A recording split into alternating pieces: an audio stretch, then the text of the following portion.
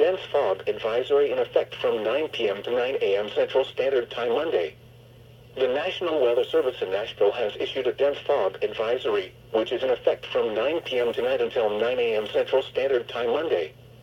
Visibility. Visibilities will drop below 1/4 of a mile at times through the mid-morning Monday. Impacts. Reduced visibilities accompanied with heavy drizzle will result in hazardous driving conditions at times. A dense fog advisory means visibilities will frequently be reduced to less than 1/4 mile. If driving, slow down, use your headlights, and leave plenty of distance ahead of you. Dense